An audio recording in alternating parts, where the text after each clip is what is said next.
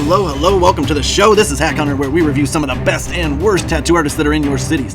Now, in this episode, we're actually heading out to Ireland because one of our viewers, they tagged us in a video where one of the users on TikTok was posting work that was done by their local studio, and we just could not ignore it. So go check out part number 2 if you want to see why.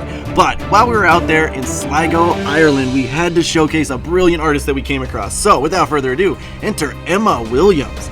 Now, you can check her out at The Vibe Tattoo right there in Sligo. The Vibe Tattoo on Instagram. Definitely check them out. They got a really cool roster of artists. A lot of realism type stuff, color realism stuff. Really cool. If you want to check out her Instagram, Emma_tattoos on Instagram. Definitely always do your own research, guys. Well, let me show you what I found. Boom. Look at that. This is beautiful. Not only the design work of it, but the execution. She just had a cool style that when I came across it, I just had to showcase it, just mostly for her creativity and for the time and energy she takes to create these designs. This one I thought was just beautiful. I love that red, opaque gray, and black contrast. Those are some of my favorite tones to work with, and she executed them well.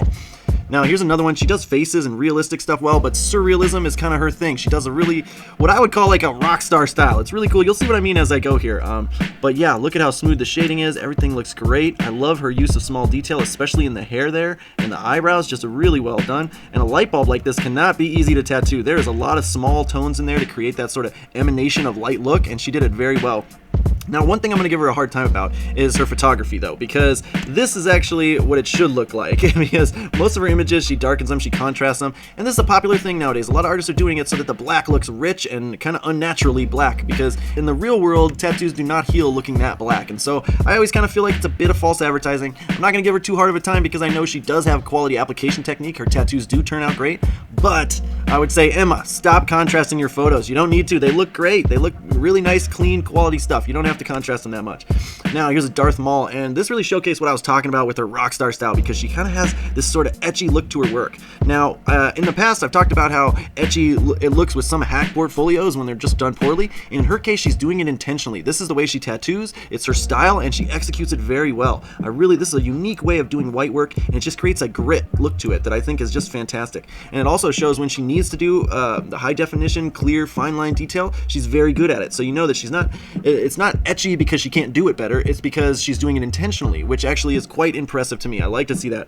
The use of color here in this opaque grape dolly piece is just amazing to me. Like these little eyeballs down here, really cool stuff. And she gets very creative with her backgrounds too.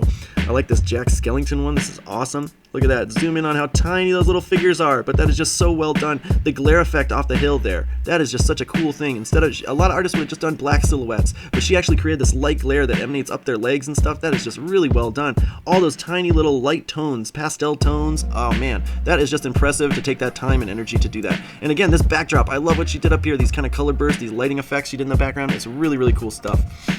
Kurt Cobain, I just had to show this one. Again, she's got this rock star style that lends very well to a piece like this. I love the look of this etchy background, because I think a lot of artists might think it's really easy to create that kind of etchy look to it, but no, I mean, messy is easy to do, but intentionally messy like this is a little bit harder to do. You have to plan it out and take your time. You can't just scribble it in there real quick. It takes time.